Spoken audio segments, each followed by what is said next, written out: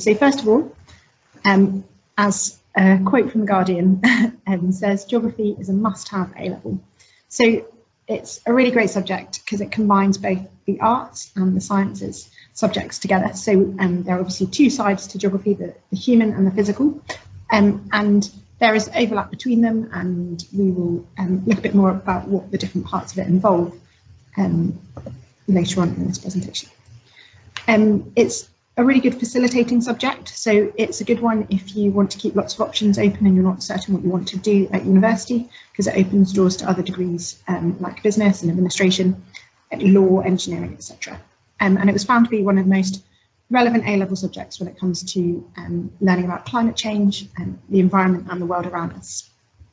So who's it for? Well, if you have done geography GCSE and you've enjoyed it, geography A-level is even better. There are so many really relevant topics that we look at within it, from things like superpowers, migration, to coasts and carbon cycles, and tectonic hazards. So it's also for anyone that enjoys both or either humanities and science subjects, as it does really well at combining the two. So there are in assessments, there's a mixture of shorter questions and longer, more essay-based questions. And finally, if you're interested in the world around you and how humans interact with the world, both from a physical and more human or political perspective, geography A-level is a great subject for you to do. What does it involve? So there are 4 sections that make up the A-level course that we look at.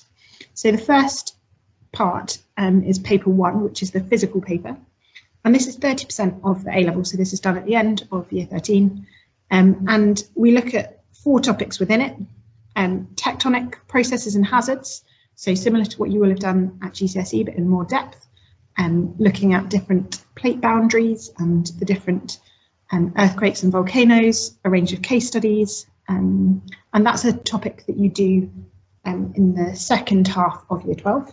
The first topic that you'll do is coasts, and again similar to GCSE but in more depth about the different wave types that we find, the erosional and depositional landforms, and how humans interact with the coast and how they can impact on the shape of the coastline and the features that are found. Then the final part of paper 1 has the water cycle and water security, and the carbon cycle and energy security. These are both done during year 13, and they are topics that look both from a physical perspective, water and carbon cycles, but then again how that looks for the world. You will have done a little bit about energy security at GCSE, and this does it in a bit more depth.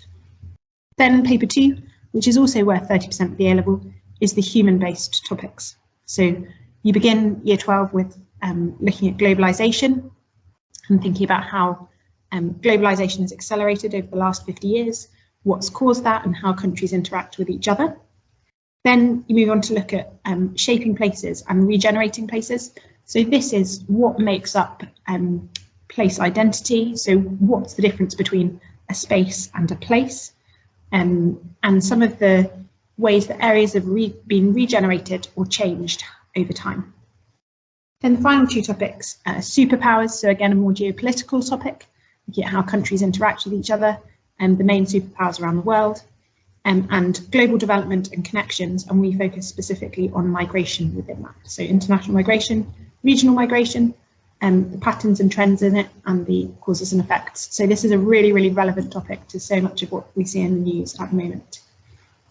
The third paper is worth 20%. It's a shorter exam paper, again done at the end of year 13, and it's based on a resource which you are given ahead of the exam, and it's a synoptic paper. So it brings together different areas of the A-level course that you've looked at over the course of the 2 years, and it puts them into a specific context and asks you to draw on your knowledge from other areas to create links between them. So things like different players that are involved and people, or some of the different areas that may link the topics that you've looked at.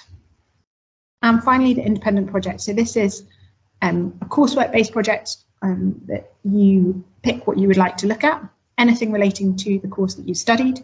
A lot of students this year have looked at regenerating places and inequality. Others have looked at coasts and the shape of coastlines, and similar to the fieldwork you've done in year 11. So as part of this, you do 4 days of fieldwork collecting data around Jersey. You pick where you want to do it and what you want to look at, what sort of investigation you're going to do. You design your investigation, your methodology, and the data that you're going to collect. Then you look at how you want to present that data. So whether that's in graphs or doing some statistical tests on it, GIS, so geographical information systems, and putting that information onto digital maps, and draw conclusions from it. So some of the titles this year have been things like the inequality in health around Jersey, differences in the beaches in the north and the south, crime rates around Jersey, and you use a combination of primary and secondary data to collate this to then write up your project, which again then forms 20% of your A-level. You do it towards the end of year 12 and at the start of year 13, and it's submitted around Christmas time in year 13, so that it's then well out the way, and that's 20% of the A-level already done before it even comes around to doing exams. What can you do with Geography A-level? This is sort of a study that was done by the Royal Geographical Society in 2016.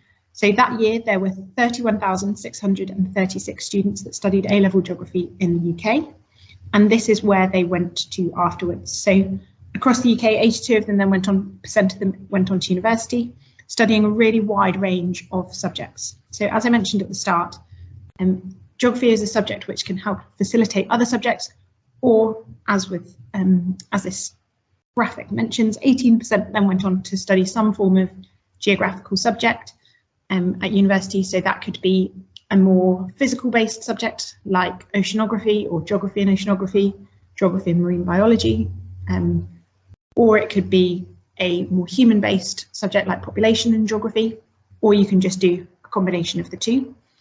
21% went on to do a range of sciences, 6% to technology and engineering, and 35%, so the largest percentage, onto arts, humanities and other social sciences. So there is a really, really wide range of subjects that it can help you to then go on to study at university. So if you're not sure what you want to do, it's a great subject for keeping lots of doors open. I quite like this quote by Michael Palin: geography students hold the key to the world's problems. It summarises just how relevant geography is in the world today, from whether it's the environmental issues you see in the news, to the political problems and conflicts around the world. So hopefully you will be interested and keen to do Geography A-level. If you've got any questions, please do drop me an email. I'm more than happy to chat.